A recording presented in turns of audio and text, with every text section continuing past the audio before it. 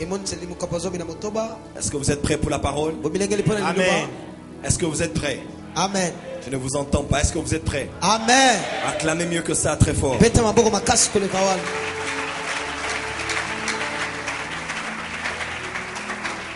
vais demander à un lecteur, quelqu'un de lire les Écritures.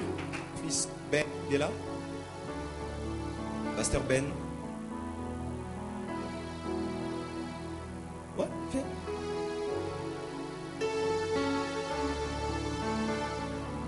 Tu vas lire la parole de Dieu?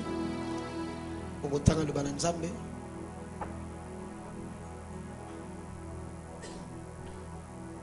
peut donner un micro de l'autre côté, ça peut être plus aisé. Merci.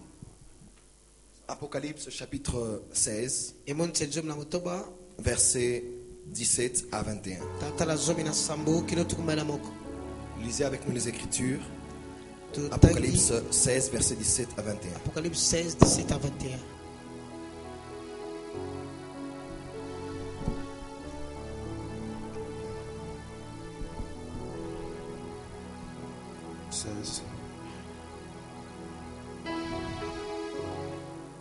Apocalypse chapitre 16, versets 17 à 21.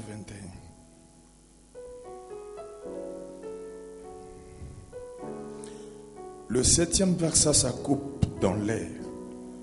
Il sortit du temple, du trône, une voix forte qui disait: c'en est fait. Et eut des éclairs de voix, des tonnerres, un grand tremblement des terres, tel qu'il n'y avait jamais eu depuis que l'homme est sur la terre. Un aussi grand tremblement, et la grande ville fut divisée en 3 parties, et les villes des nations tombèrent, et Dieu se souvint de Babylone la grande, pour lui donner la coupe du vin de son ardente colère. Et toutes les îles s'enfuirent et les montagnes ne furent pas retrouvées. Et une grosse grêle dont le grêlon pesait un talent tomba du ciel sur les hommes.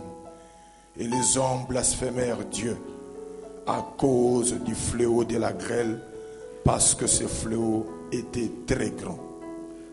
Apocalypse 17, versets 1 à 6. 17, 1 à 6. Puis un de 7 anges qui tenait le 7 coupes d'un vint, et il m'adressa la parole en disant: viens, je te montrerai le jugement de la grande prostituée qui est assise sur le grand eau. C'est avec elle que le roi de la terre se sont livrés à l'impudicité. Et c'est du nom de blasphème, ayant 7 têtes et 10 cornes. Cette femme était vêtue de pourpre et d'écarlate, et parée d'or, de pierres précieuses et de perles. Elle tenait dans sa main une coupe d'or remplie d'abominations et des impuretés de sa prostitution. Sur son front était écrit un nom, un mystère: Babylone la grande, la mère des impudiques et des abominations de la terre. Et je vis cette femme ivre de sang des saints et du sang des témoins de Jésus. Et en la voyant, je fus saisi d'un grand étonnement. Amen. Ézéchiel chapitre 8. Le livre du prophète Ézéchiel chapitre 8.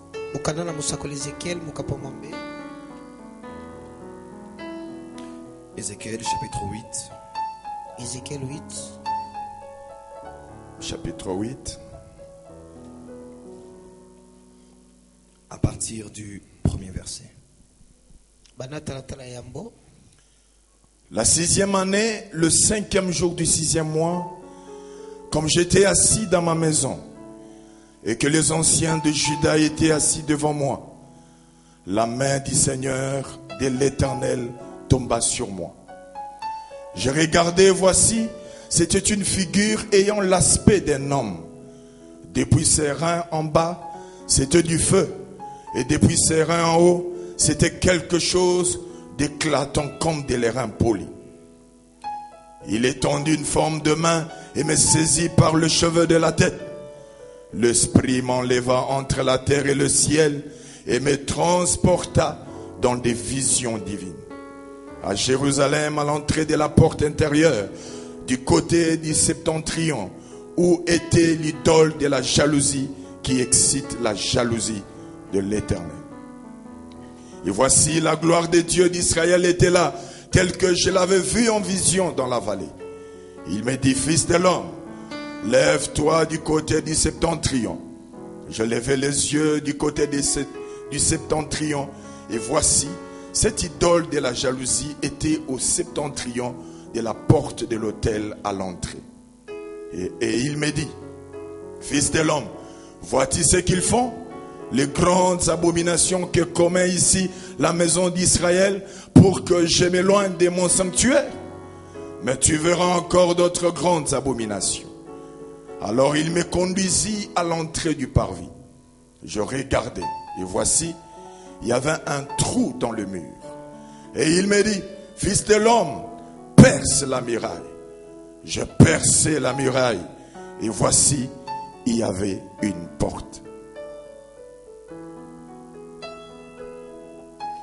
Et il me dit, entre et vois le méchante abomination qu'ils commettent ici. J'entrai, je regardais et voici, il y avait toutes sortes de figures, des reptiles et des bêtes abominables et toutes les idoles de la maison d'Israël peintes sur la muraille tout autour. 70 hommes des anciens de la maison d'Israël, au milieu desquels était Jazania, fils de Shaphan, se tenaient devant ces idoles, chacun l'encensoir à la main, et il s'élevait une épaisse nuée d'encens. Et il me dit, fils de l'homme, vois-tu ce que font dans les ténèbres les anciens de la maison d'Israël, chacun dans sa chambre pleine de figures? Car ils disent, l'Éternel ne nous voit pas. L'Éternel a abandonné le pays. Et il me dit, tu verras encore d'autres grandes abominations qu'ils commettent. Et il me conduisit à l'entrée de la porte de la maison de l'Éternel du côté du septentrion. Et voici, il y avait là deux femmes assises qui pleuraient Tammuz. Et il me dit, vois-tu, fils de l'homme, tu verras encore d'autres abominations, plus grandes que celles-là. Et il me conduisit dans les parvis intérieurs de la maison de l'Éternel. Et voici, à l'entrée du temple de l'Éternel, entre les portiques et l'autel, il y avait environ 25 hommes tournant les dos au temple de l'Éternel et le visage vers l'Orient. Et il s'est prosterné à l'Orient devant le soleil. Et il me dit, vois-tu, fils de l'homme, est-ce trop peu pour la maison de Juda de commettre des abominations qu'ils commettent ici? Faut-il encore qu'ils remplissent les pays de violence et qu'ils ne cessent de m'irriter? Voici, il approche le rameau de l'hernie. Moi aussi, j'agirai avec fureur. Mon œil sera sans pitié et je n'aurai point de miséricorde. Quand ils crieront à haute voix à mes oreilles, je ne les écouterai Ainsi pas. a parlé l'Éternel pour la RDC. Elobi Yahweh pour la RDC Bongo. Acclamons très fort pour les Saintes Écritures. Tobeti mamoko makasi pour na makomi Merci Père pour ta parole. Merci tata pour le banayo. Merci pour l'enseignement et les instructions. Merci pour la mayeko lisipe. Pour la lumière dans les Écritures. Merci de nous parler. Au nom de Jésus-Christ. Et les saints disent Amen. Amen. Lorsqu'il fit précipiter des cieux, la Bible précise une chose. Il n'est pas descendu du ciel seul, car le dragon a emporté avec lui un tiers des étoiles qu'il y avait dans les cieux.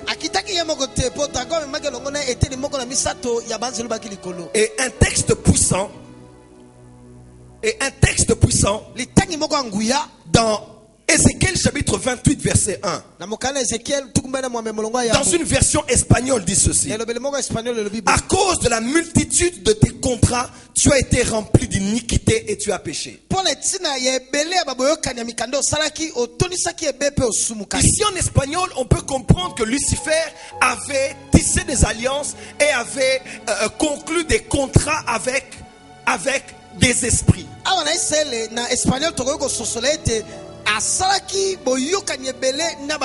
Son orgueil et sa rébellion ont été à la base de sa chute.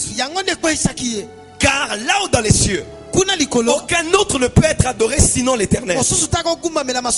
Et lui réclamait, en tant que créature, de devenir l'objet et le sujet de l'adoration des cieux. Ainsi, il fut précipité du haut des cieux. Il a conclu des comptes, il a conclu des alliances, il a eu des contrats. Et en descendant sur la terre, il s'est départagé la terre avec des esprits selon les rangs qu'il savait dans les cieux. Ils n'avaient pas perdu leur pouvoir, ils avaient seulement corrompu leur pouvoir. Est-ce qu'on peut dire amen? Amen. Et en descendant sur la terre, certains sont tombés dans la mer, d'autres sur la terre, d'autres dans les terres, d'autres dans les savanes, d'autres dans les forêts, dans plusieurs continents. Ces esprits se sont établis. Et les esprits de haut rang ont été ceux qui ont dominé l'air. On les nomme les principautés. C'était des anges de haut rang, mais qui ont corrompu leur autorité. Il y a un mystère d'ailleurs. Dans Colossiens 6 verset 16, la Bible dit que c'est de lui que viennent les visibles et l'invisible. Les trônes. Les trônes étaient donc, pouvaient-ils être, il se pourrait que ces trônes soient des autorités qui étaient établies dans les cieux. Ils dominaient là-haut dans les cieux. Et sur la terre, lorsqu'ils sont venus influencer, ils ont établi des trônes dans les sphères spirituelles pour venir continuer à recueillir l'adoration de l'univers. Car tel était le but de l'ennemi, que l'on n'adore pas le Créateur, mais qu'il soit le centre de l'adoration. Et il a dispatché la terre avec plusieurs esprits qui allaient dominer sur des régions. En dominant sur ces régions, ils auraient pour agenda principal de détourner le cœur des hommes vers Dieu, en particulier leur adoration, à telle enseigne qu'ils exposeraient devant eux soit leur propre image ou l'image d'autres choses qui deviendront des idoles devant eux, et qui seront l'adoration qui reviendrait vers eux et qui reviendra finalement vers le diable. Est-ce que l'église peut dire amen? Amen. Est-ce qu'on peut encore dire amen très fort? Amen. Et beaucoup de choses ont été dites hier, je ne vais pas revenir dessus. Mais les principautés qui règnent sur des régions ont pour principal but de récupérer l'adoration de la création et de montrer à Dieu que là-haut dans les cieux, ceux qui n'ont pas eu, ils peuvent le récupérer sur la terre. Voilà pourquoi il y aura une grande victoire parmi les anges ce jour-là. Car leurs anciens collègues qui s'étaient corrompus, qui étaient supérieurs ou même inférieurs à eux, seront finalement jugés et jetés dans les temps de feu. Est-ce qu'on peut dire amen? Amen. Et le diable sachant qu'il n'y a pas plus grand jugement que le jugement de l'Éternel, il s'est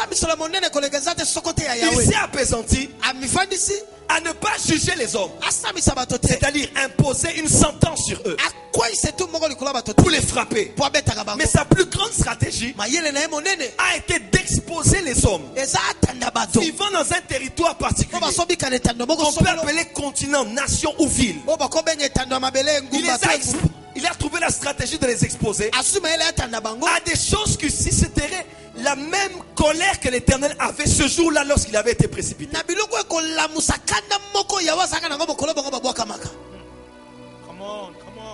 Car le diable sait qu'il n'a pas le droit légal de toucher l'homme autant qu'il le veut. Mais si Dieu s'en prend à l'homme, personne ne pourra sauver l'homme. Si Dieu est pour nous, qui sera contre nous? Mais si Dieu est contre nous, qui sera pour nous? Et la plus grande stratégie du diable a été de sortir Dieu des nations, des territoires et de villes, en établissant un système mondial qui chasserait Dieu dans les nations, qui chasserait Dieu sur les territoires, qui détournerait les regards de Dieu sur un peuple, sachant que si ce peuple entre dans ces choses, l'Éternel les jugera certainement.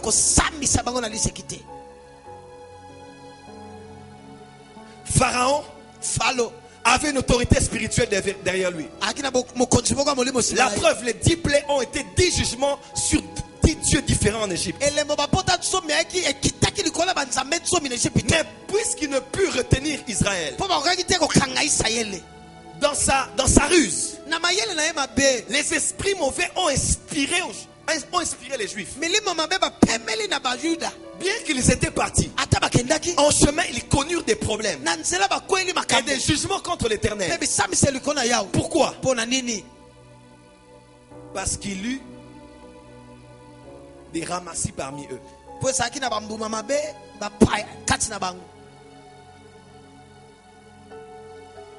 Le diable peut laisser aller une nation. Il peut vous laisser prier. Il peut vous laisser récupérer le pays. Parce qu'il sait qu'il n'y a aucune puissance qui peut résister à celle de notre Dieu. Mais dans sa plus grande stratégie, dans une nation, ou même dans un ministère, il va te laisser aller.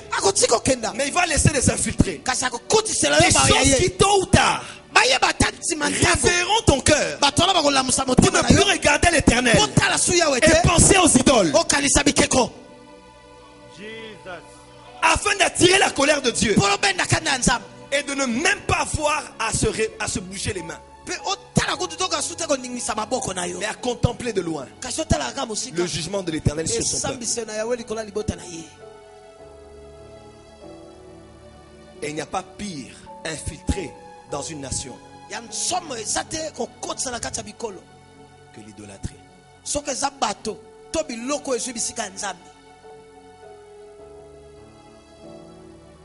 qu'on peut dire amen? Amen.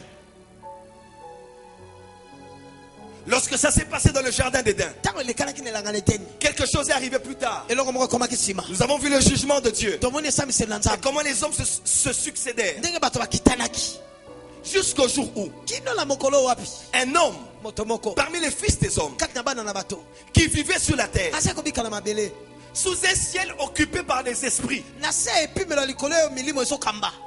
qui étaient récemment descendus avec Lucifer pour atteindre leur but par l'agenda qui était établi. Un homme parmi les fils des hommes s'est levé. Cet homme s'appelait Nimrod. Assemblée générale, première édition. Cet homme s'est levé. Il était le bâtisseur de cette grande cité qu'on appelait Babylone, au centre duquel il avait établi un culte à plusieurs divinités.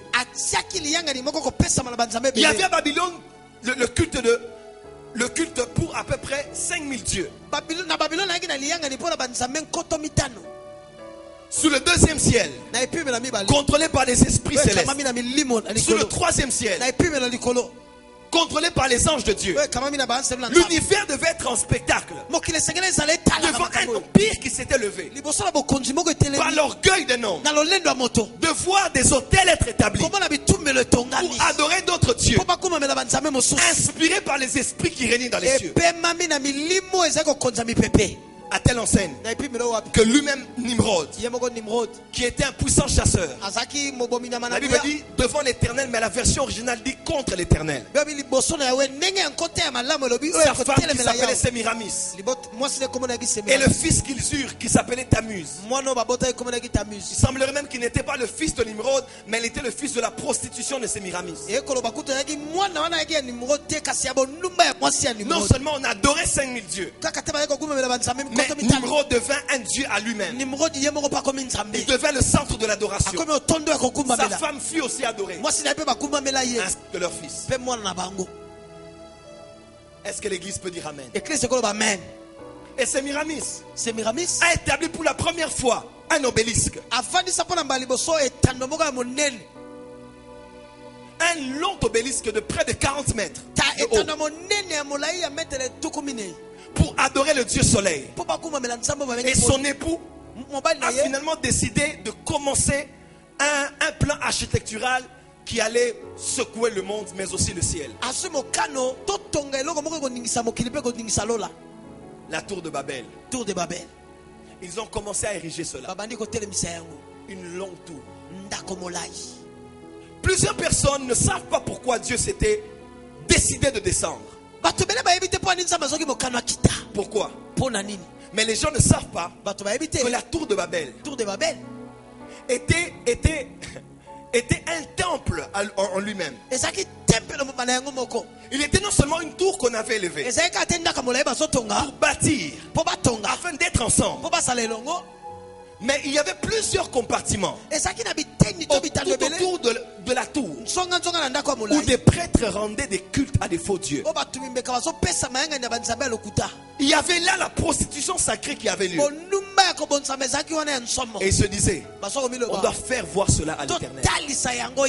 Lorsque vous voyez Babylone dans l'Apocalypse, vous voyez qu'elle a plein d'abominations et plein de blasphèmes. Parce que les démons aiment insulter Dieu. Les démons aiment blasphémer devant Dieu. Alors on a élevé cette tour. Le système babylonien était établi. Et ce jour-là, celui qui est dans les cieux a dit, nous allons descendre et nous allons les confondre. Et j'informe à ce pays. Il y a une conspiration là-haut dans les cieux qui se fait. Il n'a pas dit je descends. Il dit descendons. Dieu est en train de mettre Dieu est en train d'engager plusieurs forces spirituelles afin de descendre pour juger le système babylonien. Au fil du temps, Babylone devint comme la mère de toutes les religions. Des religions polythéistes. Là où on adorait plusieurs dieux. Est-ce qu'on peut dire Amen? Amen. Toutes ces pratiques ont été emportées en Égypte. Ici en Afrique. Est-ce que quelqu'un est avec moi? Ici en Afrique. Et ici a été développé les mathématiques, la géométrie, l'architecture, la construction. Et par la magie, plusieurs hommes ont été initiés par des anges. Ils ont été initiés dans l'astrologie. Ils ont reçu l'inspiration de faire des enchantements. Et ainsi de suite. Dans plusieurs civilisations, dans plusieurs nations, ces choses se sont répercutées. Mais lorsque cela se faisait, un homme qui avait eu des enfants a eu précisément un enfant qui s'appelait Abraham. Cet homme était idolâtre. Il était fabricateur d'idoles. Mais là dans sa maison, lorsqu'il adorait plusieurs dieux, le Dieu qui était dans les cieux avait décidé de fixer les yeux des hommes non plus sur plusieurs dieux, mais sur lui, le seul et unique Dieu. Alors il a appelé Abraham. Il s'est révélé à lui et il a parlé. Il a dit, je suis Dieu. Quitte la maison de ton père, sors de là, car maintenant je vais t'initier à une nouvelle vie dans laquelle tu n'auras que pour Dieu moi. Et toutes les nations de la terre seront bénies en toi, car toi tu connais le seul et unique Dieu. Et Abraham était le père. J'aimerais répéter quelque chose que j'ai dit, parce que Dieu me l'a encore dit. Pour briser le système babylonien, au sein même du système, Dieu suscite des pères.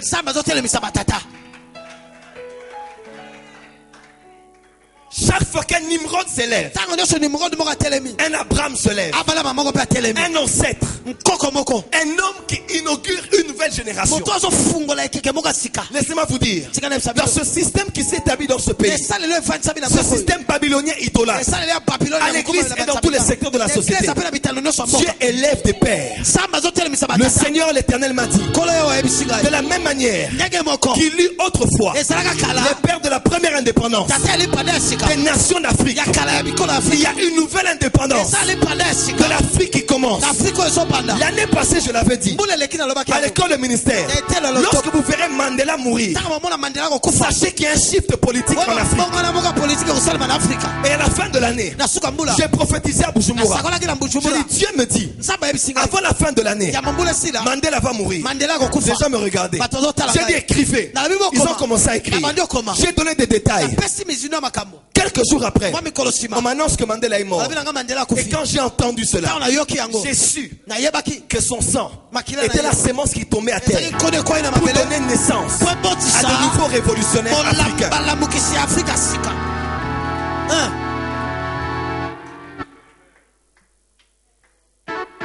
Il y a des pères qui se lèvent. Il y a des nouveaux pères qui se lèvent. Les nouveaux pères de l'Afrique.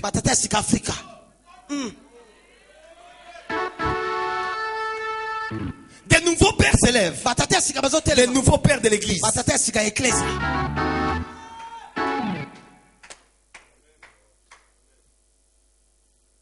Et la plus grande dimension d'être père, c'est d'être père avec le cœur d'une mère.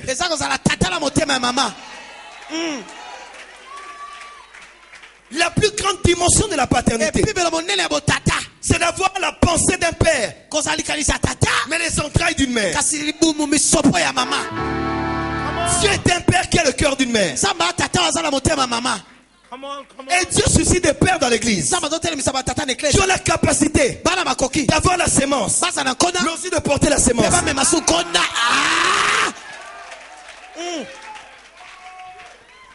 Et ces pères sont en train de se lever. Ces pères sont en train de se lever. J'ai dit, ces pères sont en train de se lever. Amen. Il faut des pères pour briser le système babylonien. Pourquoi? Parce que seuls les pères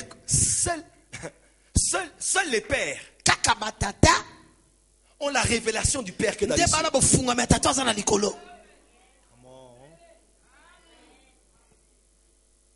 Je vais en parler demain. Quand je parlerai de la réforme de l'adoration. Et plusieurs choses se sont passées. Je ne vais même pas m'attarder sur cela. Plusieurs choses se sont passées.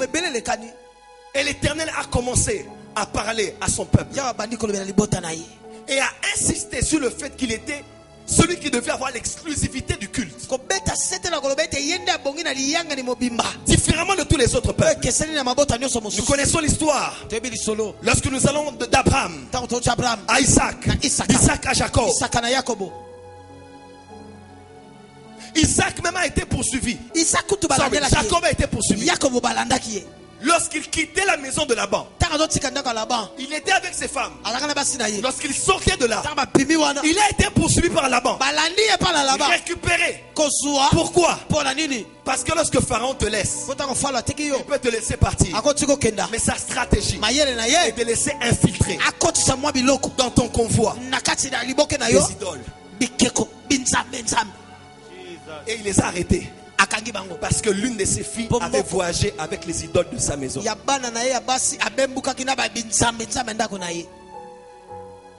Le Congo peut avancer, mais il sera rattrapé en chemin tant qu'il ne tue pas les idoles qu'il a emporté dans le voyage. Et le Congo évolue et il régresse. Il évolue et il régresse. Les hommes de Dieu congolais, ils évoluent et ils régressent. Pourquoi? Parce que les esprits dans les airs qui contrôlent le système babylonien savent qu'il n'y a pas plus puissant que Dieu. Alors ils doivent exposer l'église, exposer le territoire dans des choses qui vont attirer la colère de l'Éternel.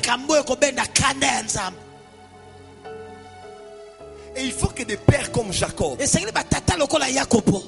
l'œil prophétique pour déceler les choses qui sont entrées dans le convoi de voyage. Tu n'as pas dit Amen. Amen. Tu n'as pas dit Amen.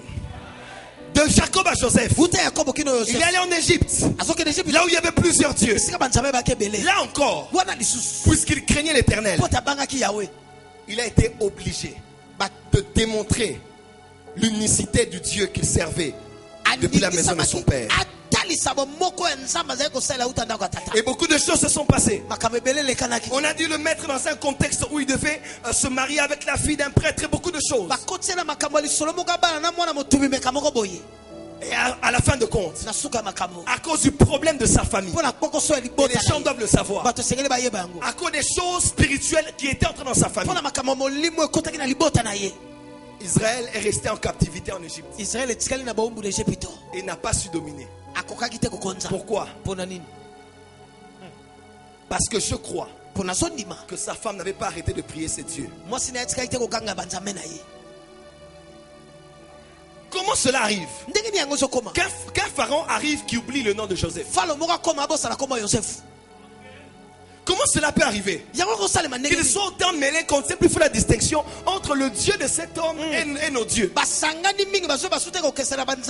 que Joseph s'était mêlé à ces choses. Et il y a eu des alliances qui ont été conclues pour le maintenir dans le système égyptien qui était emporté depuis Babylone. Fais attention à ton mariage. Fais attention à tes relations. Fais attention à tes connexions. Car tu peux être bien, mais le système dans lequel tu es, voilà pourquoi Dieu m'a dit, il va briser des structures dénominationnelles de ce pays. Je vous dis, parce que des systèmes dénominationnels sont devenus les plus grandes prisons qui ont fermé des hommes qui avaient les alliances avec eux. Ceux-là n'ont pas épousé des femmes, mais ceux-là ont épousé des pasteurs. Ils ont épousé des communautés. Jesus.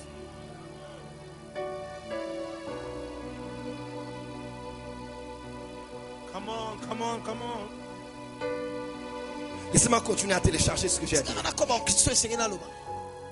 Et finalement, Dieu a décidé de les sortir de l'idolâtrie et de redevenir leur seul Dieu. Ils sortent de là par la main de Moïse, son serviteur. Ils arrivent, ils traversent la mer Rouge, ils vont au Sinaï. À peine il va dans la présence de sa majesté, de celui qui est établi dans les cieux.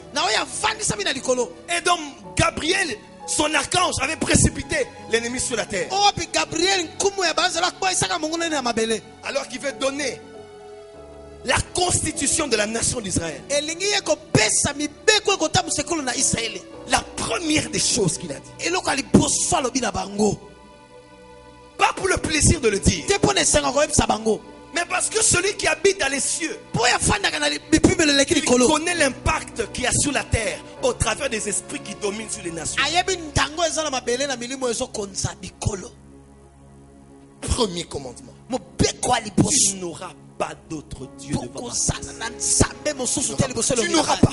Tu n'auras pas d'autre Dieu pour ma nation Israël. Elle ne peut pas avoir un autre Dieu. Aucune représentation. Car je suis un Dieu jaloux. Aucun Dieu. Aucun Dieu. Il le lui disait dans la gloire. Car c'était sa priorité. Mais les esprits qui régnaient au travers des ramassis qui étaient présents. Les théologiens disent que les ramassis étaient des magiciens. Étaient des gens qui continuaient à adorer les dieux égyptiens même pendant le voyage. C'était ceux-là qui ont incité Aaron, le prêtre, gardien de l'autel. Pendant que Dieu parlait là-bas de l'homme qui serait l'adorateur, le sacrificateur, sur la terre, les principautés ont incité les hommes. Et c'est seulement incité le peuple. Et le peuple a fait quoi? Le contraire du premier commandement que Dieu donnait. Car les esprits dans les airs devaient exposer Israël à la colère de Dieu, car ils ne pouvaient pas les toucher. Il fallait ramener devant le Dieu sous lequel ils se tenaient, mettre autre chose devant sa face pour susciter sa colère, exciter sa main et engager le jugement. Et Aaron a fait un veau d'or. Un veau d'or. Parce qu'ils étaient habitués en Égypte avec des images et des statues. Moïse est descendu. Il a pris les commandements. Il les a brisés. Il a pris ce veau d'or. Lorsqu'il prenait ce veau d'or, il pensait au premier commandement que le doigt de Dieu écrivait sur les pierres. Ceux qui manquent au Congo, ce sont des prophètes qui habitent dans la nuée, qui peuvent lire ce que le doigt de Dieu a écrit. Ce sont ces genres de prophètes qui peuvent se lever comme Daniel et dire que je vois au Congo un doigt qui est en train d'écrire.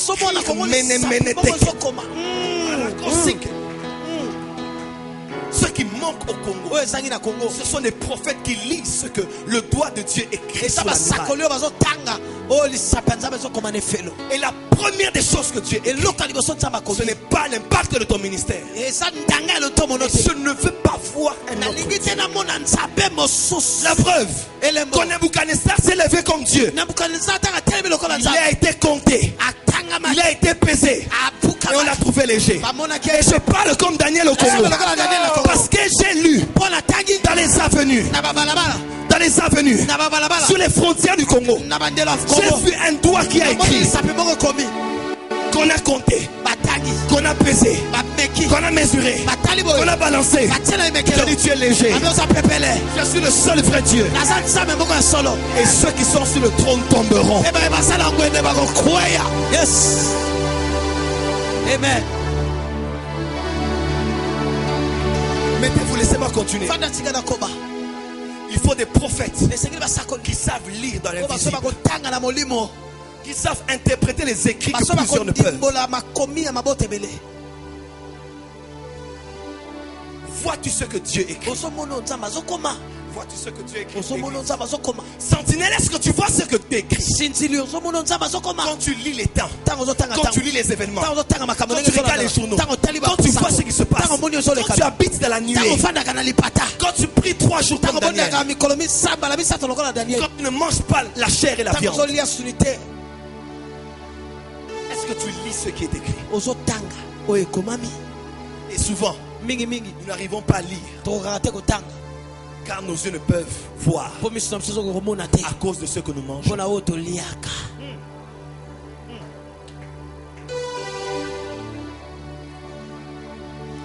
Tes yeux ne peuvent voir que dans la capacité de ceux qui entrent dans ton ventre. C'est lorsqu'ils mangèrent que leurs yeux s'ouvrirent.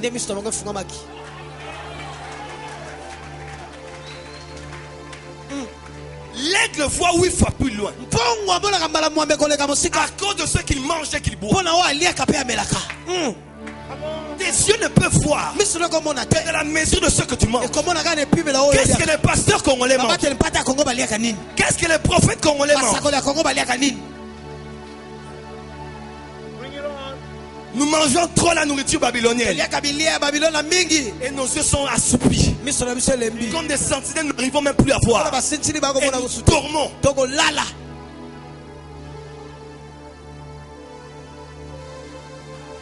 Ici vous êtes venus comme dans un nid d'aigle pour manger la chair. Ça ce n'est pas la nourriture des petits enfants.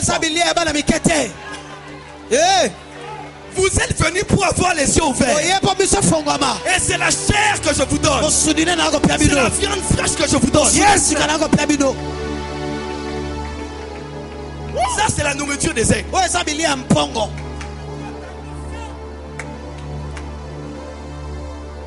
On va te prêcher sur. On va te prêcher sur. Zaché le cours.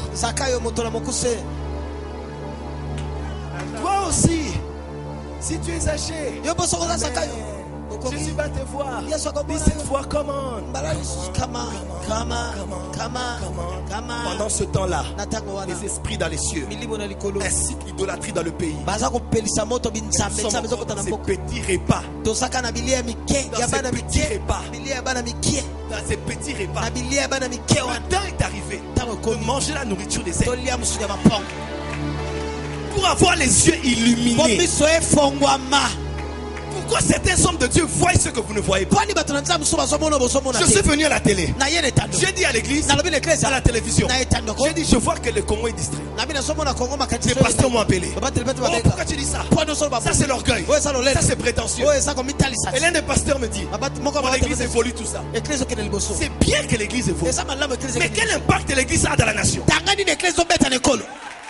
À quoi ça sert d'acheter la parcelle de l'église et d'avoir une nation pleine d'idolâtrie? Et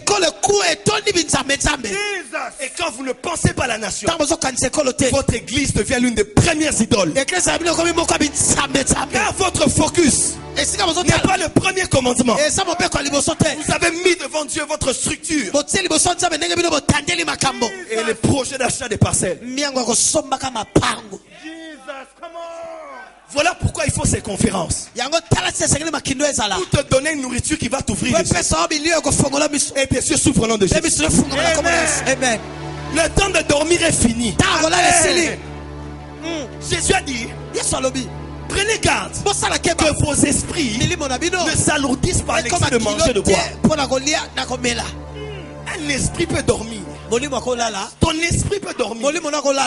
À cause de ce que tu manges, tu deviens assoupi. Et l'église du Congo dort. Les gens dorment dans les rues avec des coussins et des draps. Ils prient dans les églises mais ils dorment. Et pendant ce temps-là, Satan pousse les gens à l'idolâtrie. C'est fini. Yes. Parce que la voix de Matthieu 25 est en train de retentir. Voici l'époux. Voici l'époux. Et les 10 vierges vont se réveiller. Dis amen très fort. Amen. Ce que tu manges peut te faire dormir ou peut te réveiller.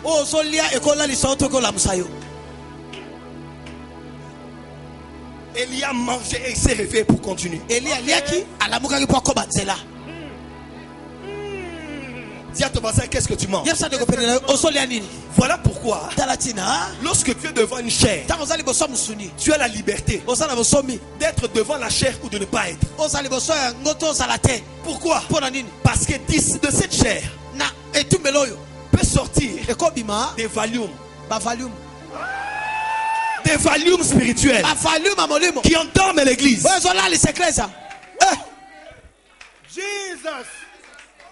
Et de cette chair peut sortir du café spirituel.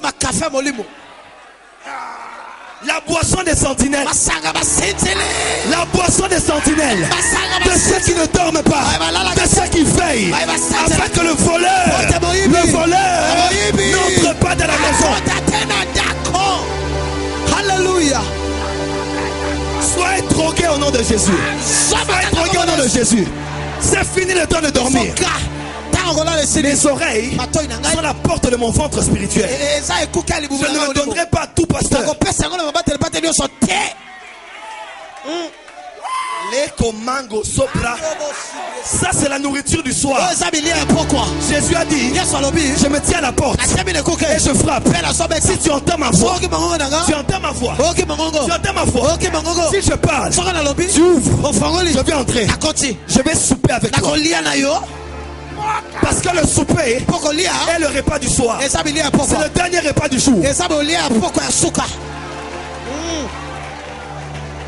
En ce temps de la fin, le repas du soir est donné à ceux qui entendent. Tu ne peux manger que si tu as entendu. Ils étaient à Emmaüs. Et pendant qu'ils marchaient, ils ne comprenaient pas. Ils étaient dans des débats. Comme à Kinshasa. Sortir en esprit. Il y a la grande église. Oh Jésus. On pensait qu'il allait nous sauver. Et tel pasteur. Et tel croisade. Et il a dit, est-ce que vous comprenez? Il a dit, hommes dont les cœurs sont là. Vous êtes là à comprendre. Des choses se sont passées.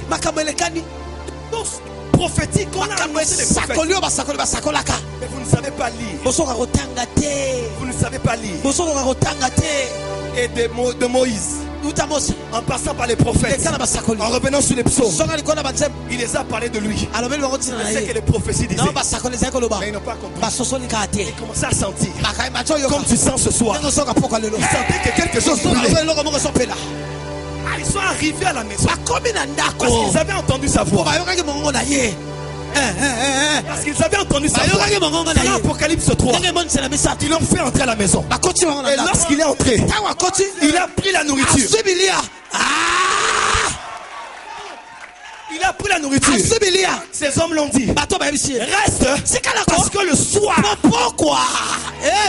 Parce que le soir. Pourquoi? C'est avancé. Il a pris la nourriture des aigles. Il a rempli. Il les a donnés. Et les yeux s'ouvrirent. Et il comprit que c'était lui. Mange le repas des aigles. C'est le soir. Ne mange pas le petit déjeuner. Mange le souper. À chaque temps, chaque repas. À chaque temps, chaque repas. Enlevez-moi le petit déjeuner. Cher pasteur, enlevez le petit déjeuner. Nous ne sommes plus le matin. Nous ne sommes plus à midi. Arrêtez de nous bourrer des repas dont le corps n'a pas besoin. On devient obèse et lourd spirituellement. On n'arrive pas à veiller. On n'arrive pas à jeûner. On n'arrive pas à faire les 40 jours. Wow! Jesus. Il faut le repas. Le repas du soir. La nourriture du soir. La nourriture avec l'époux. La nourriture avec l'époux. La nourriture de l'époux. Parce qu'on est proche des noces. Il ne veut pas donner n'importe quel repas. Voilà pourquoi, homme de Dieu, nous avons une responsabilité. Change de message. Change de message. Le Congo dort pourquoi? À cause de ceux qui mangent. À cause de ceux qui mangent. Les esprits sont alourdis. Les gens vont dans les églises, ils savent vraiment qu'aujourd'hui il n'y avait rien du tout. Mais à cause de la loyauté à la vision, ils restent.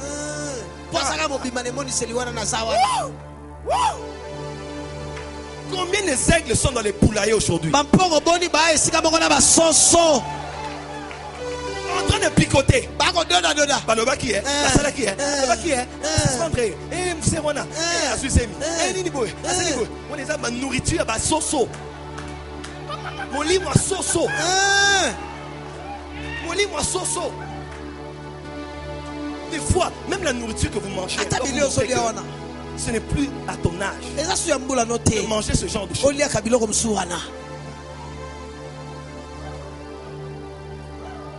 Qu'on est devenu là à comprendre. Il faut qu'on prêche comment pour que les gens comprennent que ce pays n'est pas un pays comme tous les pays. Qu'on a une responsabilité sous-régionale. On a une responsabilité continentale.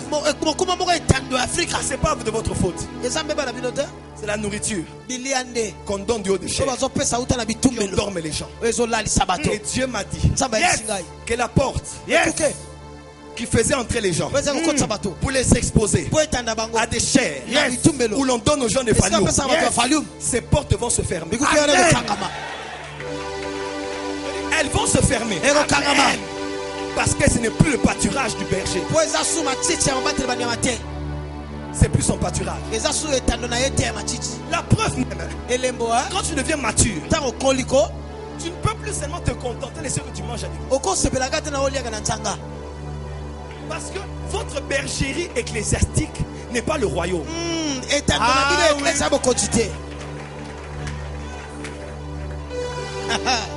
Une bergerie qui t'enferme. Un pasteur qui n'est pas soumis au pasteur des bergers. La preuve, le pâturage du maître, lui il est défini comme ceci. Je suis le bon berger. Quelque part il dit, je suis la porte des brebis. Mes brebis feront quoi? Ils s'entreront, ils sortiront. On vous enferme dans les églises parce que ce n'est pas le pâturage de Jésus. C'est le pâturage de Jésus. On peut entrer, on peut sortir, mais on va trouver le pâturage.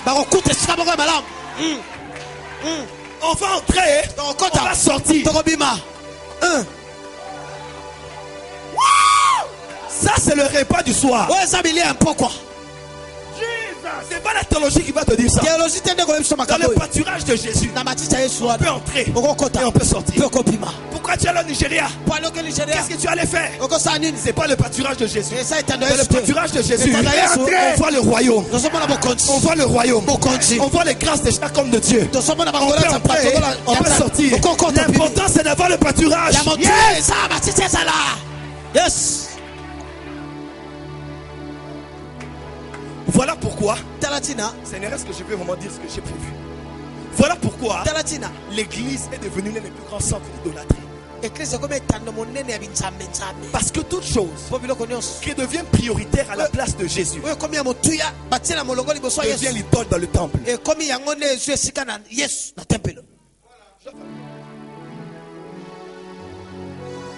Devient l'idole dans le temple. Écoutez-moi. Écoutez-moi très bien. Église, écoutez-moi très bien. Église, écoutez-moi très bien. Je vous dis ce qui m'a été dit par Dieu. Je vous dis ce qui m'a été dit par Dieu. Il ne faut pas être occultiste pour établir une idole dans l'église. Mais tu peux être un pasteur sincère, mais sans le savoir. Carrière ministérielle, la structure ecclésiastique, la constitution du culte, la gestion des finances, la gestion de la main d'œuvre de ton église peut de manière subtile introduire l'idolâtrie. Et beaucoup d'églises ont des pasteurs idoles. Tout le monde prend comme une idole. Et qui auront un culte. Est-ce que je parle de ne pas respecter les hommes de Dieu? Non. Mais la démarcation est minime entre la révérence et l'adoration.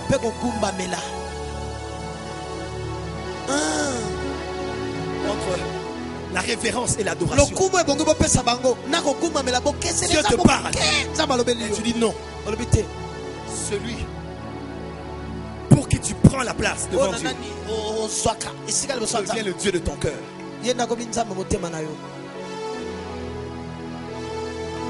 Beaucoup de systèmes,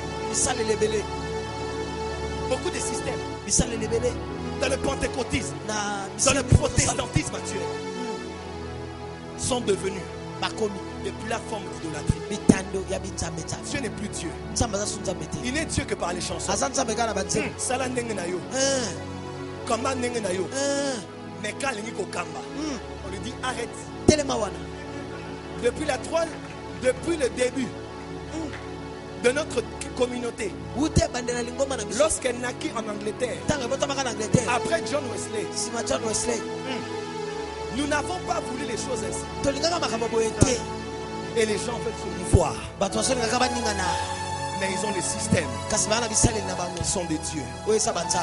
que l'on ne peut offenser, que l'on ne doit pas offenser. Parce que le credo, la confession de foi et la liturgie a mis des limites que l'on ne peut franchir. Petit, pourquoi veux-tu emmener la réforme? Il est écrit, tu ne déplaceras pas les bornes comme les anciens. Quelle borne? Par quel ancien? Les anciens sont qui? Sont les apôtres et les prophètes. Nous avons été établis sur la fondation des apôtres et des prophètes. Pas de Martin Luther, pas de John Wesley, pas de la KDC, pas de l'SCC. Il faut qu'on dise des choses. Speak it.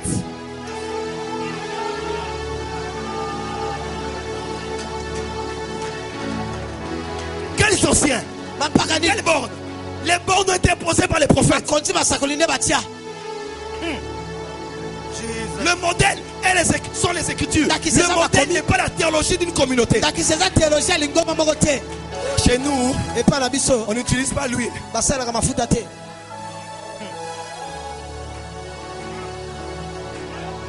que le credo est devenu une idole. Et l'on doit craindre. Et il faut attrister le Saint-Esprit. Quand il veut guérir un malade, il te dit prends de l'huile. Tu veux toucher, mais tu as le choix entre te soumettre devant la communauté et au Saint-Esprit, ou devant le Saint-Esprit. Attendez à la Pentecôte. Tous les pasteurs deviendront pentecôtistes. Ah oui, cher Saint-Esprit, le jour de la Pentecôte, pour ne fût-ce que voir quelques personnes faire. Il y a des gens qui vont ressusciter des vieux livres de Béni qu'ils ont lus. Pour essayer de faire vivre aux gens un Saint-Esprit. Faux d'or de Saint-Esprit.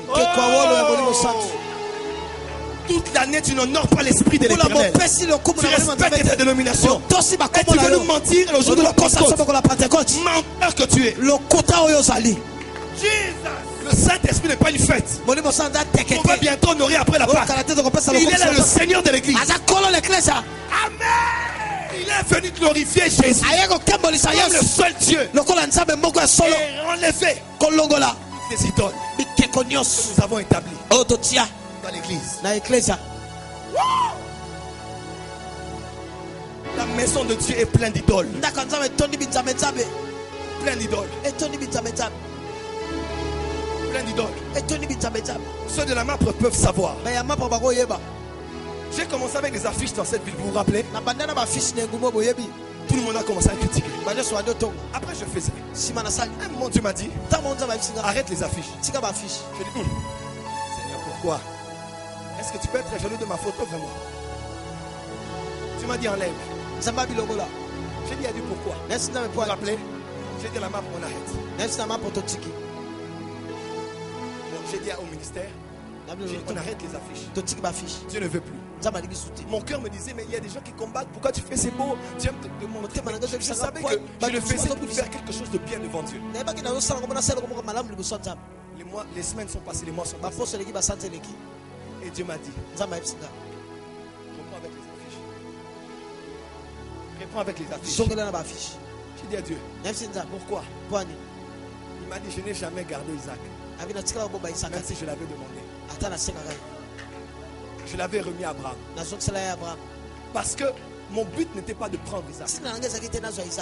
Mon but était de fixer les priorités. Pour qu'Abraham sache qu'est-ce qui tient son cœur. Dieu ne sera pas jaloux de nos voitures, de nos affiches ou de la manière dont on nous présente. Mais Dieu est en train de faire passer l'église du Congo par le feu. Parce que nous sommes à l'époque de l'épreuve où le père Abraham, qui doit attaquer Babylone, gagner les nations pour un Dieu, en détruisant l'idolâtrie, doit d'abord détruire l'idole de son cœur. Ton ex, il doit d'abord détruire l'idole de son cœur. Abraham, tu ne peux pas détruire un système idolâtre pour bénir les nations. Si dans ton cœur, ce que je t'ai donné, ce que moi je t'ai donné, que je t'avais promis, devient ta priorité. Qu'est-ce qui a gagné l'église du Congo? Qu'est-ce qui a gagné nos cœurs? Les épreuves que j'ai connues à Kinshasa m'ont mené à une conclusion. Je n'ai que Jésus. Je n'ai que Jésus. S'il me dit va en Argentine, reste là-bas, je reste. Parce que j'ai connu la gloire, j'ai connu la trahison, la haine et le rejet. Et ce n'est pas tes beaux yeux qui me séduisent, parce que je sais de quoi l'homme est capable. Je sais que tu peux être ici et tu peux me critiquer. Aujourd'hui, je n'ai que Jésus. Je n'ai que Jésus. Parce qu'il devait briser. Il y a des pasteurs qui devenaient mes idoles. Quand Dieu me disait fais, non. Et Dieu a changé l'image que j'avais d'eux, afin qu'il n'y ait devant moi aucun autre Dieu, afin que devant moi il n'y ait que Jésus. Je peux mourir pour lui aujourd'hui, parce que j'ai pleuré seul. Mais il a été là pour moi. Qu'est-ce qui tue l'église du Congo? La plus grande idole de l'église, c'est l'église. La plus grande idole du ministère, c'est le ministère. La plus grande idole du succès, c'est le succès. Le succès n'est pas l'objectif du ministère. Le succès est une conséquence. Cette assemblée générale, en ce deuxième jour, est venue te dire, Abraham, tu ne peux pas changer un système si tu es victime de ce système. Tu ne peux pas changer ce pays. Briser les idoles établies dans la société.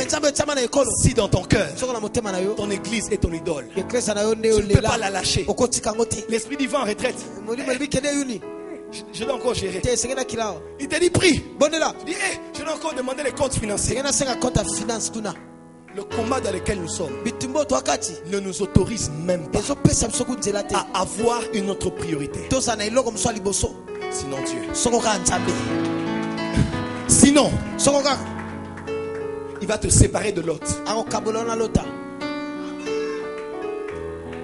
Voilà pourquoi beaucoup de ministres de Dieu connaissent des problèmes. Il y a des amis qui les lâchent. Il faut que tu lises ce qu'on écrit sur le livre. Ce n'est pas les hommes, c'est la main de Dieu qui pourra te redonner Isaac. Il veut que tu saches qui a la première place dans ton cœur. Église du Congo, le temps de se repentir est arrivé. Nous avons eu l'argent pour faire des chaînes de télévision. Qu'avons-nous fait? Des tribunes de publicité, des capacités de délivrance d'un homme de Dieu. La preuve, après qu'on parle des témoignages de ces hommes de Dieu, où est le moment où on fait l'appel au salut? Tu as une télévision, tu as exposé mon onction, c'est bien. Mais quel est le moment? Quel est le moment? Quel est le moment où tu as accompli ce qui fait battre le cœur de Dieu? J'étais avec Kassarim ça fait quelques jours. On a fait l'interview. On m'a dit priez pour que les gens soient guéris. Ils doivent d'abord recevoir Jésus. Et j'ai fait l'appel au salut. Voilà pourquoi l'onction de l'évangélisation revient. Ce n'est pas que pour faire beau, c'est pour remettre Jésus à sa place et ses priorités dans l'église. Qu'est-ce qui prend ton cœur? Mes fils spirituels me connaissent. Je ne cours jamais derrière l'argent. Jamais. Tout l'argent qu'on a eu, je n'ai même pas demandé des comptes en profondeur pour dire j'aurai combien, on a combien. Ma femme est là. Il y a des gens que j'évite de voir pour ne pas corrompre mon cœur. Parce que je sais que je suis un homme. Et qu'à force d'être derrière ces fidèles, je peux commencer à être obligé de les donner des prophéties particulières pour avoir ce qu'ils ont à me donner. Je ne cours jamais derrière l'argent. Et aujourd'hui, je ne cours plus derrière les salles. Je ne suis plus le Joël que vous avez connu. Mon cœur à moi est mort et doit encore mourir et doit rester sur l'autel. Autant que nos cœurs à nous, aucune idole ne doit rester sur le trône de nos cœurs. Dites amen très fort. Amen. Tu ne peux pas combattre Babylone avec une idole. L'argent ou le sexe ou le ministère, rien ne doit rester. Le maître entre dans le temple. Il est en train de nettoyer les tables sur lesquelles nous avons vendu les oiseaux.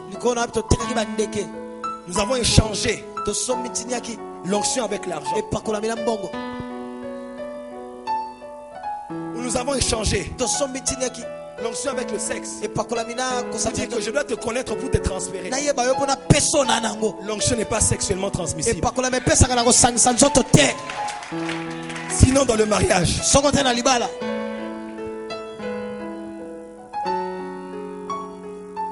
je termine ici rapidement. J'étais à Brazzaville. Je reviens sur cet exemple. Est-ce qu'on peut être debout s'il vous plaît? Je termine ici. J'étais à Brazzaville. Un grand homme de Dieu est venu.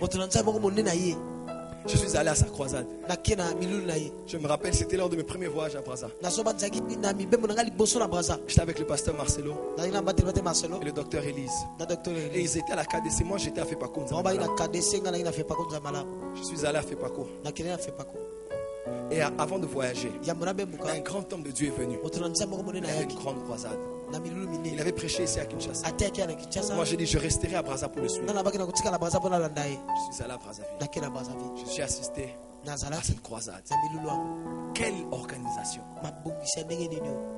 Une grande organisation. Il y avait des grands hommes de Dieu du Gabon, de la Côte d'Ivoire, tirés à 4 épingles.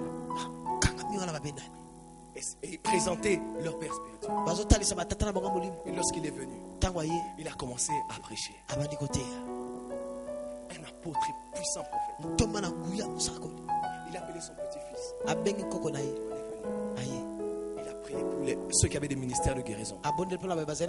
Et ces hommes de Dieu tombaient. Et je me suis retrouvé par terre. C'était tellement fort. Sentinelle, c'était tellement fort. Mais au fond de moi, j'étais complexé.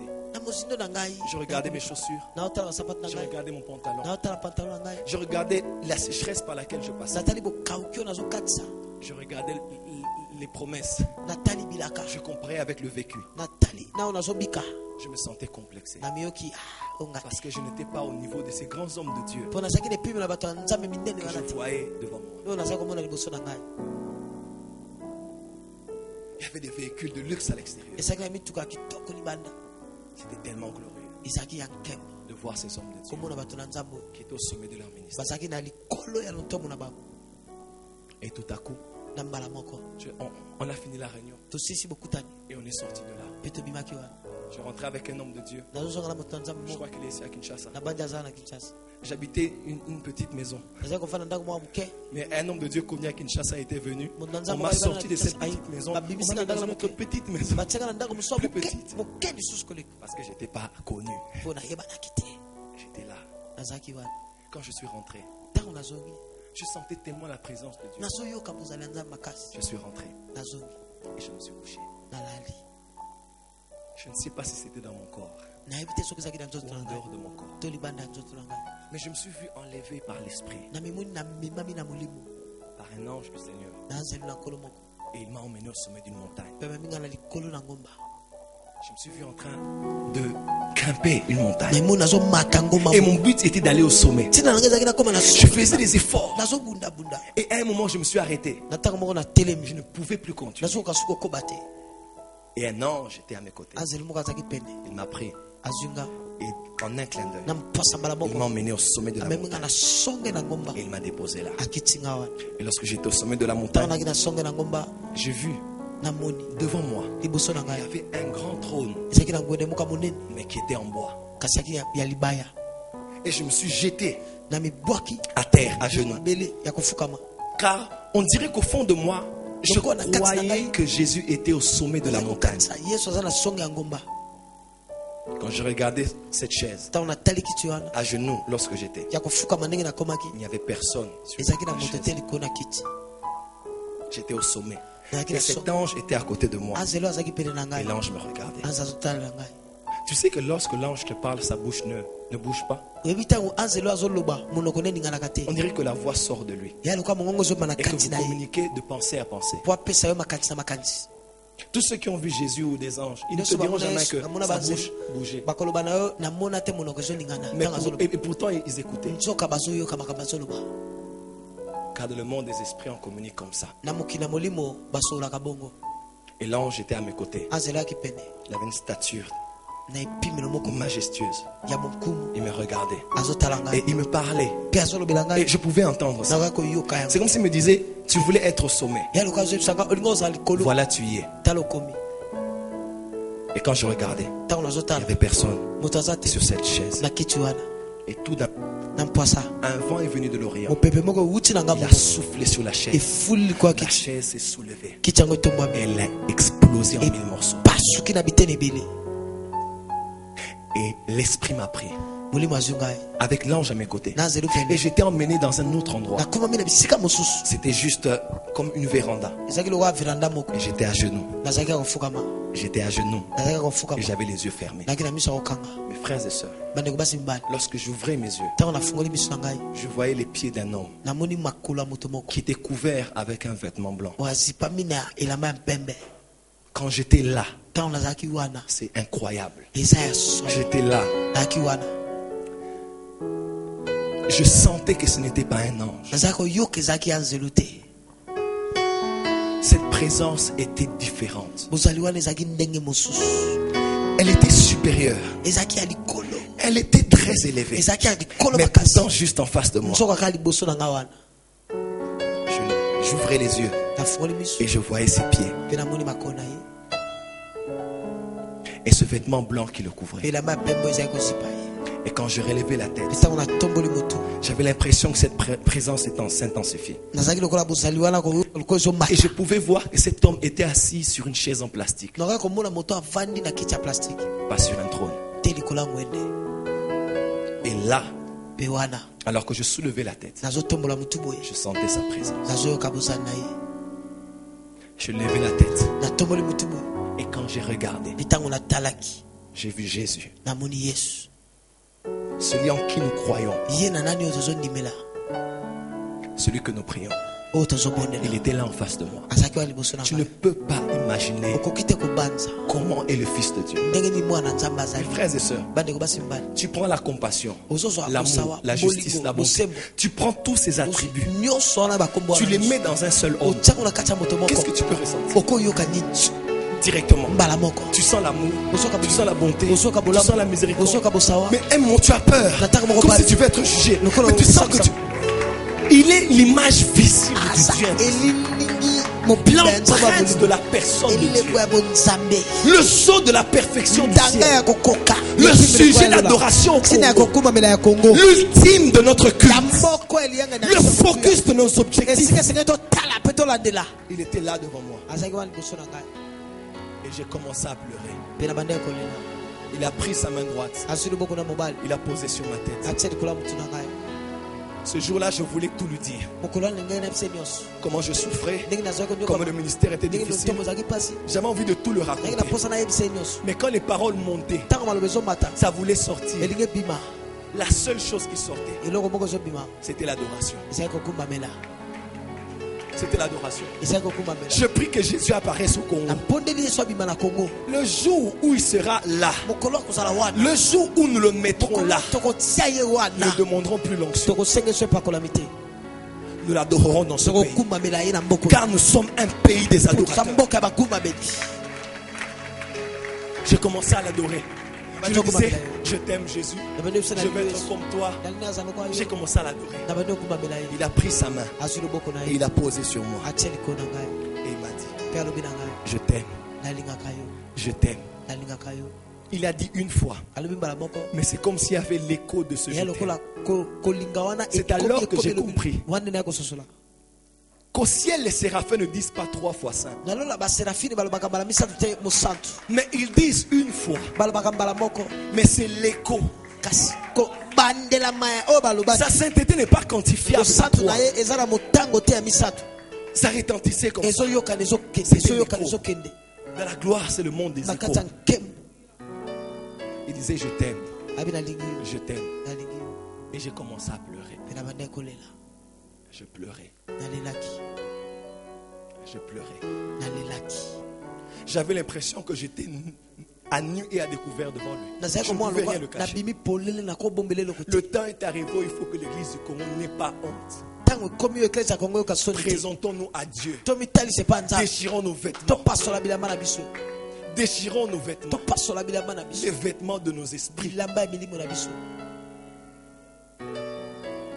Tu peux retirer ces vêtements. Ta nudité ne te changera pas. Mais tu dois déchirer les vêtements de ton cœur. Afin que ce qui est caché, que Dieu seul peut voir, mais que nous cachons devant les hommes, soit vu devant lui.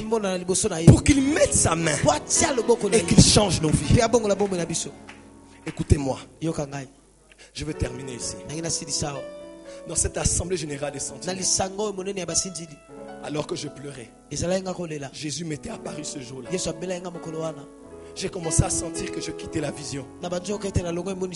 Et subitement, je ne voulais pas partir. Je voulais rester. J'ai compris que lorsque tu es dans la gloire, tu ne peux pas avoir envie de sortir.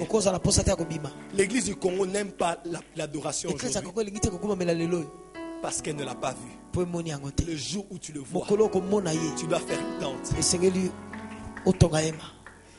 Le jour où tu le vois, comme pas tous les jours. Le jour où tu le vois transfiguré. Il faut que le Congo voie Jésus transfiguré. Arrêtons de le voir comme le Jésus que nous prions tous les jours. Nous devons le voir sur la montagne. Comment il est. Mes frères et sœurs, j'ai commencé à quitter la vision. Je partais. Et restais. Puisque Paul disait, mon désir, c'est de rester. Mais à cause de vous, je dois partir. Il y a donc une lutte en moi. Mon esprit veut rester, mais mon corps doit partir. Parce que je dois travailler avec ce corps. Et l'Esprit de Dieu m'a dit, il m'a dit, Joël, il m'a dit, qu'est-ce que tu as vu? Qu'est-ce que tu as vu au sommet de la montagne? Il m'a dit, qu'est-ce que tu as vu à la croisade? J'ai dit, Seigneur, j'ai vu des hommes de Dieu au sommet de leur ministère. Et il m'a dit, qu'est-ce que tu as vu au sommet de la montagne? J'ai dit, j'ai vu un trône en bois qui s'est cassé. Il m'a dit, ce que tu as vu à la croisade, le sommet des ministères de ces hommes ne sont semblables qu'à une chaise en bois que tu as vu au sommet de la montagne, qui peut être brisé, qui peut voler en éclats. Et il m'a dit, où est-ce que tu as vu ton Seigneur? J'ai dit, je l'ai vu sur une véranda, assis sur une chaise en plastique. Il m'a dit, Joël, le ministère, ce n'est pas ce que tu as vu à la croisade. Il m'a dit, le ministère, c'est ce que tu as vu à la véranda. Et l'Esprit m'a parlé. Je ne mens pas, il m'a parlé. Il m'a dit ceci. Il m'a dit, le ministère, ce n'est pas la veste. Il me disait, ce n'est pas la veste, ce n'est pas la cravate, ce ne sont pas les avions, ce n'est pas ce que tu as vu. Il m'a dit, le ministère, c'est aimer ton Seigneur, c'est aimer ton Seigneur, c'est être soumis devant ton Seigneur. Il m'a dit c'est ça le ministère. Je me suis réveillé le matin, je suis sorti de la vision, Dieu m'est témoin. Je me suis habillé, j'ai commencé à marcher à Brazzaville. Je cherchais un culte matinal. J'avais peur de rester dans la chambre. J'ai marché, je crois, 20 minutes ou 30 minutes. J'étais devenu comme fou. Parce qu'il m'avait rencontré. Et il m'a rappelé la vision. Ce soir, pour cette conférence. Le combat dans lequel nous allons, homme de Dieu. Il ne suffit pas de savoir prier. Il ne suffit pas d'avoir jeûné. Il ne suffit pas de savoir créer une grosse voix pour marquer l'autorité. Il faut tuer l'idole dans mon cœur. De peur que cette génération ne puisse avoir les mêmes combats que nos pères et tomber là où ils étaient tombés. Parce qu'ils avaient les mêmes aspirations. Ils avaient la même mission. Mais plusieurs sont tombés. Pourquoi? Parce qu'en allant, Égypte les a laissés. Ils ont porté les ramasses. Et lorsque ces idoles ont pris la place de Dieu, la gloire, le ministère, l'argent, le sexe, d'autres sont allés même dans l'occultisme. Le Dieu qui les avait choisis les a disqualifiés. Et il peut le faire avec nous.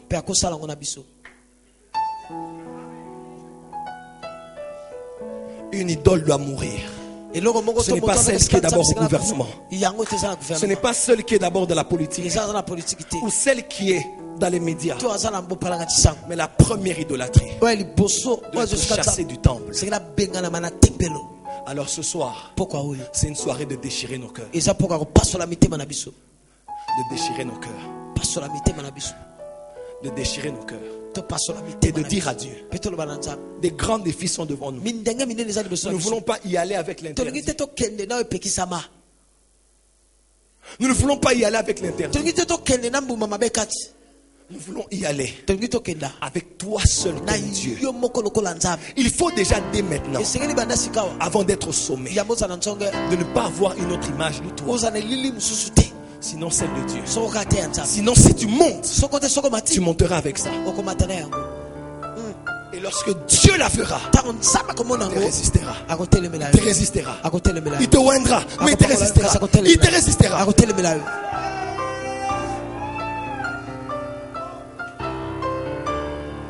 Sentinelle, si nous pouvons nous jeter devant le Seigneur. Si nous pouvons nous jeter devant le Seigneur. Allez devant celui qui nous a appelés. Pour lui dire, Seigneur, tu nous oins comme Abraham. Tu nous donnes une tâche pour affecter les nations. Pour établir le monothéisme parmi le peuple. Mais il faut que les idoles meurent. Il faut que les idoles meurent. Ton amour excessif pour le ministère doit mourir. Pour l'onction doit mourir. Car ce ne sont que des chaises en bois qui peuvent se casser. Si tu dois te jeter aux pieds du Seigneur, même ici devant, même couché là où tu es, ne quitte pas de ces lieux sans avoir prié comme il se doit. Sentinelle, sentinelle, ne veille pas que sur l'église, ne veille pas que sur le pays, veille sur ton âme, veille sur ton âme, veille sur ton cœur, veille sur tes priorités, veille sur ton plan d'action, veille sur toi-même, veille sur toi, veille sur toi. L'œuvre de perfection parmi les anges du ciel, lorsqu'il regarda sa beauté, sa sagesse, son intelligence, il fut précipité. Je peux être précipité. Tu peux être précipité. Briser les idoles, renverser les tables, destitue tous ceux qui régnaient. Que Jésus, que Jésus, que Jésus, que Jésus, que Jésus soit le même en public qu'en privé, soit le même en public qu'en secret. Pourquoi il a laissé tous ces grands de ce monde? Il que pour me chercher. Pourquoi il a laissé tous ces grands de ce monde? Il n'est venu que se révéler à moi. Mais pourquoi seulement moi? Oui, pourquoi seulement moi? Tu sais que je suis faible, mais pourquoi seulement moi? Tu sais que je suis exposé à l'orgueil, mais pourquoi seulement moi? Tu sais que je peux retomber encore, mais pourquoi seulement moi? Oh, mais pourquoi seulement moi? Mais pourquoi seulement moi? Mais voilà le pourquoi. Il m'a aimé par sa grâce. Il m'a élu dans son amour. Il m'a chuchoté à l'oreille qu'il revient bientôt Jésus.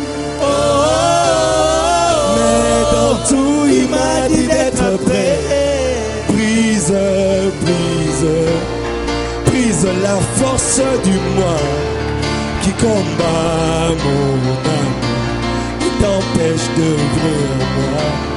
Brise, brise, brise la force du moi qui combat mon âme et t'empêche de venir en moi. Oh, si je suis ce que je suis, ce n'est que par ta grâce.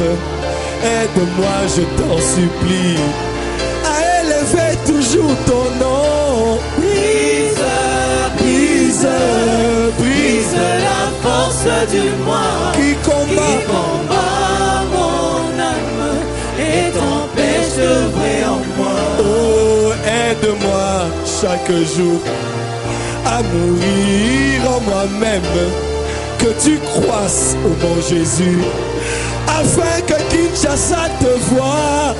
Brise, brise, brise la force du moi qui combat mon âme et t'empêche de vrai en moi.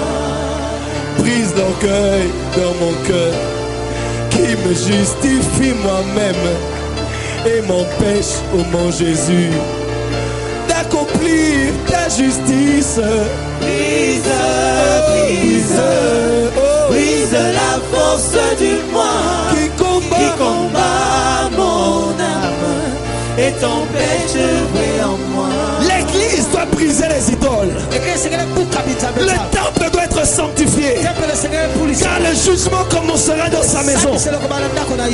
Regardez la maison de l'Éternel, ce qu'elle est devenue aujourd'hui, ce dont nous avons fait de sa maison, qui est une maison de prière pour les nations, une maison de prière pour les nations, une maison qui pense au salut des nations.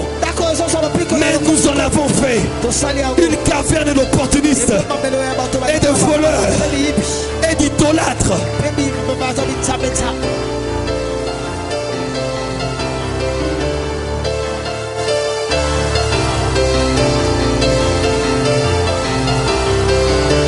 La réforme qui arrive vient pour réformer les cœurs. La réforme qui arrive réforme les cœurs avant de réformer la nation.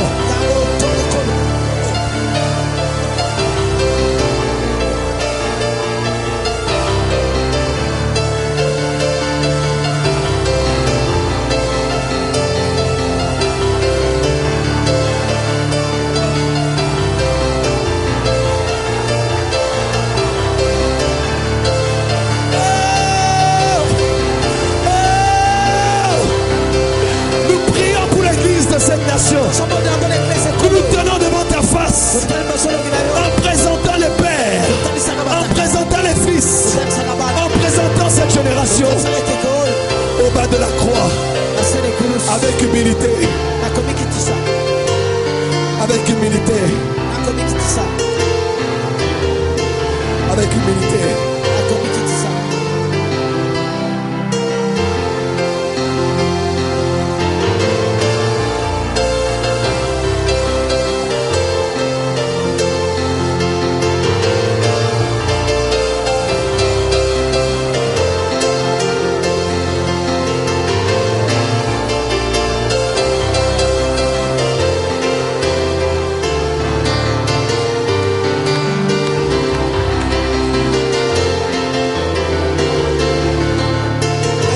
chanter cette chanson. Yahweh, Yahweh, Salabomo inanga ilokola yayo. Nalingi nazalanda kisabona babi. Elambana yo yabosantu elatanga. Papa nazalise mwana sokotikima inakobela yango nazali kosenga Yahweh, Yahweh, Salabomo inanga ilokola yayo. Nalingi nazalanda kisabona bambi. Elambana yo yabosantu elatanga. Papa nazalise mwana sokotiki ngai nakobeba yango nazali kosenga lisungi na yo. Oh Yahweh, papa nazalise mwana sokotiki nazalise mwana ngayoyo nazalise mwana ngayoyo nazalise mwana ata nazali prophète papa nazalise mwana nazalise mwana nazalise mwana ngayoyo nazalise mwana nazalise mwana nazalise mwana nazalise mwana nazalise mwana nazalise mwana nazalise mwana ngayoyo nazalise mwana ngayoyo nazalise mwana. Est-ce que nous pouvons tous être debout et nous tenir par la main?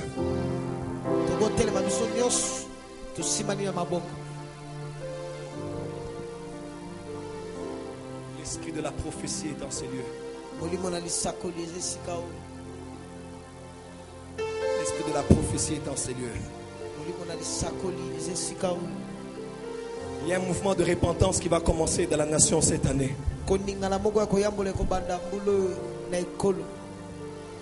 Où l'église doit remettre la place. La place. La première. Car il est un Dieu jaloux. Le Congo n'est pas un pays avec lequel on peut jouer. Dieu peut même t'éliminer à cause de ses desseins éternels. Alors pour cette génération, il veut laver sa maison, car elle est censée être une maison de prière pour les nations. L'église du Congo doit être un sanctuaire qui affecte les nations. Pourquoi il a renversé les tables? Il n'a pas tenu compte des gens. Il a tout cassé parce qu'il voyait les nations transformées par sa maison. Mais qu'est-ce qu'ils en ont fait? Une caverne de voleurs, un lieu d'opportunisme où chacun veut faire gagner la vie. Il trouve par l'afflux des gens l'occasion d'avoir des intérêts. Il ne regarde que l'argent, il ne regarde que la vente, il ne regarde que les clients dans la maison, mais il ne regarde pas les nations qui attendent l'impact qui doit venir par la maison. Qu'avons-nous fait de l'église du Congo? Un lieu pour la nation, un lieu pour le continent, un lieu pour les nations, ou bien une opportunité de se faire un nom. Jésus n'est pas venu pour nous donner un grand ministère. Il est venu pour conquérir les nations, afin que dans chaque territoire des hôtels soient établis à l'honneur du seul vrai et unique Dieu. Les vraies idoles sont dans l'église, sont dans nos cœurs.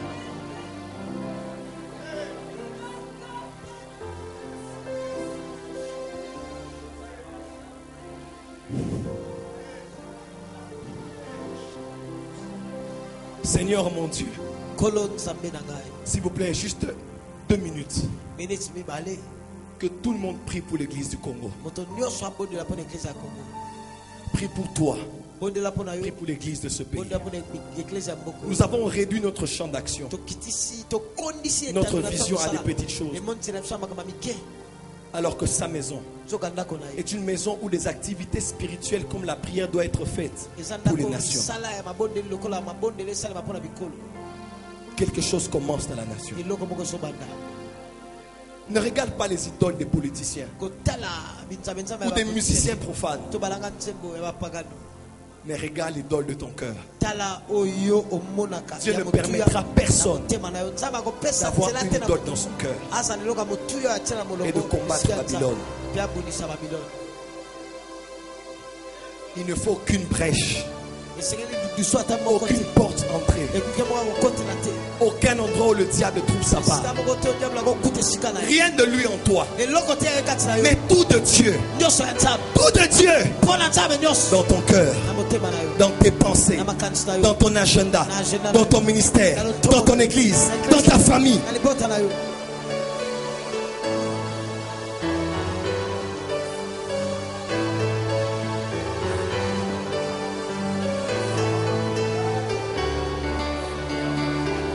Priez pour l'église du Congo. Prions le Seigneur. Élève la voix.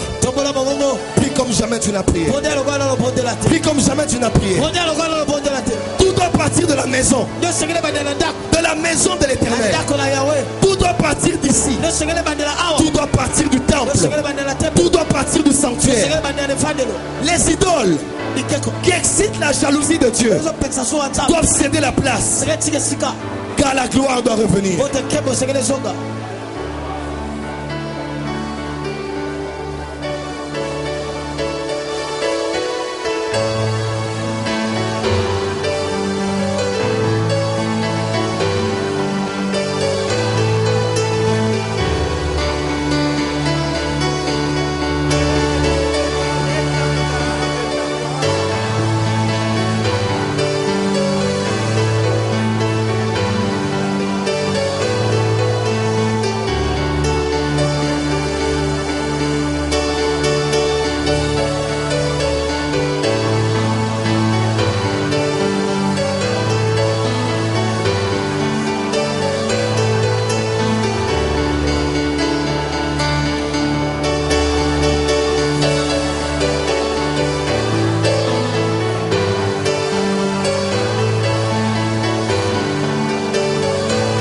Jésus est ici.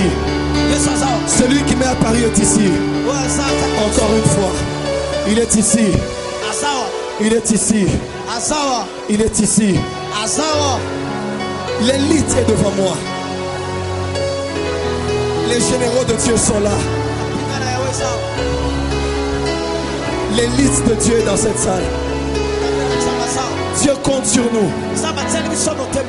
Nous ne devons pas le décevoir. Dieu compte sur nous. Nous ne devons pas le décevoir. Dieu compte sur nous. Nous ne devons pas le décevoir. À celui à qui on a beaucoup donné, on demandera beaucoup.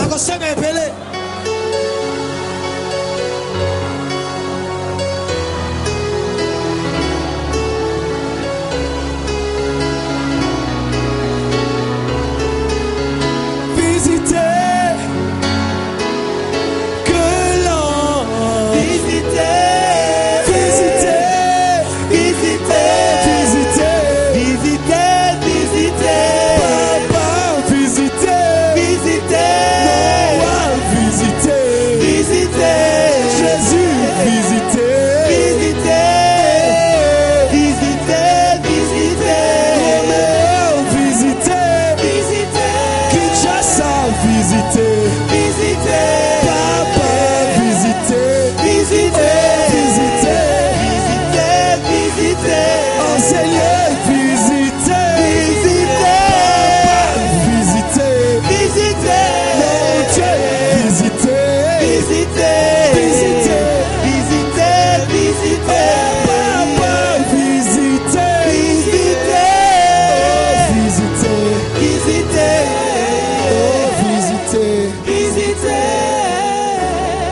Cette année, m'a dit l'Éternel, c'est l'année de la réconsécration pour l'église de cette nation. Ainsi m'a parlé l'Éternel. J'ai entendu du haut des cieux la voix qui a retenti et le doigt qui a écrit sur les murs de ce temple, du temple de cette nation, sur lequel nous avons mis des images de notre gloire, les effigies de notre gloire, les trophées de nos victoires. Le doigt est en train d'écrire dessus. Reconsécration. Cette année est une année de réconsécration pour l'église du Congo. Une profonde repentance. Non une réforme de structure, mais une réforme de la structure du cœur. L'échelle de valeur doit changer. Jésus doit redevenir la priorité. Les âmes doivent être la priorité. Les nations à conquérir pour lui doivent être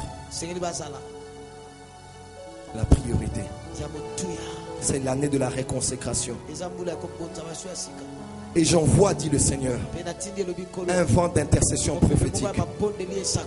J'envoie, dit l'Éternel, un vent d'intercession prophétique dans la nation. Des milliers se rassembleront pour chercher ma face, pour purifier la maison, afin qu'elle purifie les nations. Car si l'eau qui sort de la maison est souillée, elle souillera les nations. Si l'eau qui sort de la maison est impure, elle souillera les nations. Si l'eau qui sort de la maison a la vie, partout où elle passera, les arbres qui sortiront porteront des feuilles qui serviront à la guérison des nations. L'eau de la maison doit être purifiée. La vie de la maison doit être purifiée. La mort du pot doit sortir. La mort dans le pot doit sortir. Le sanctuaire doit être assaini. Les prêtres doivent être lavés. L'autel doit être purifié. Les vêtements doivent être nettoyés. Une réforme des cœurs commence. Et personne ne va arrêter cela. Car Dieu court derrière ses priorités. Des vrais adorateurs se lèvent. Ceux-là dont un seul est la priorité. Le Père qui est adoré en esprit et en vérité. Que ta miséricorde soit sur nous. Ne regarde pas nos péchés. Ne regarde pas nos fautes.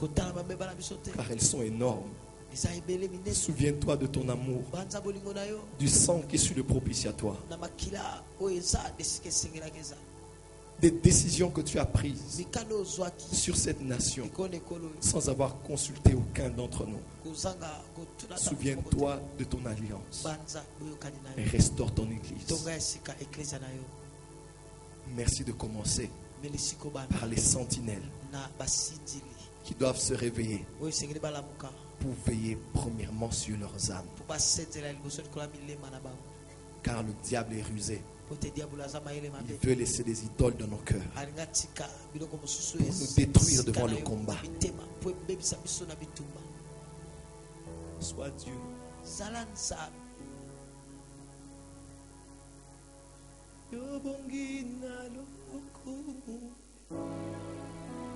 Oh, bandina bisika,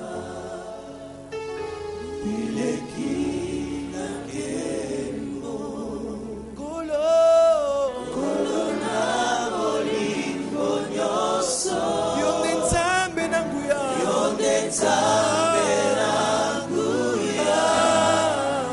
oko kisina bilanga.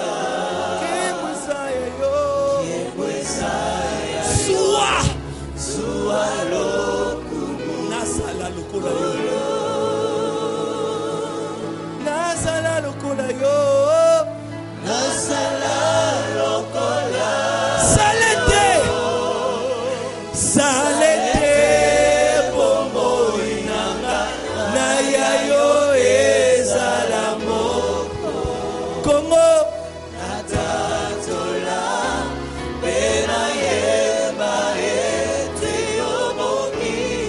Lèvons nos mains. Nazala Lokwayo pour la dernière fois. Nazala Lokolayo Salete Bomo Inangana Ayayo Ezalamoko Natatula Bena Yemba Ete Yobongingalo Alikolo Elamoko Hawanase Mokote Nakena Estamboka Oyo Nazongi na Kinshasa Mokote Yesu. Le ciel est ton trône. Tu règnes là dans l'atmosphère du Congo. La terre t'en marche bien. Tu habites dans mon cœur. Plus rien n'habite là. Plus rien. Toi seul. Quel privilège d'avoir un Dieu si merveilleux et si grand.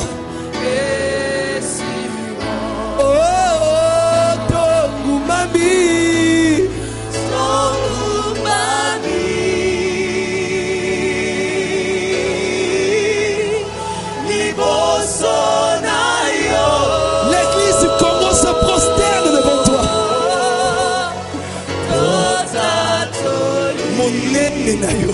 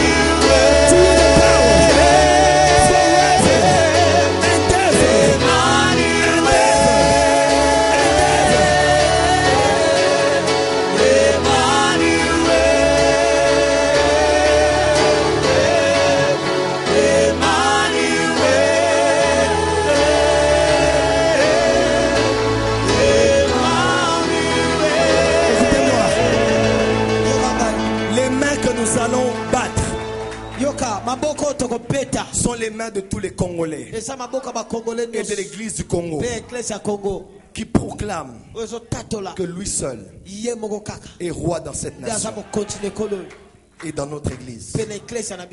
Prêtez au Saint-Esprit vos mains et rendons la gloire à l'agneau immolé. Acclamons très fort.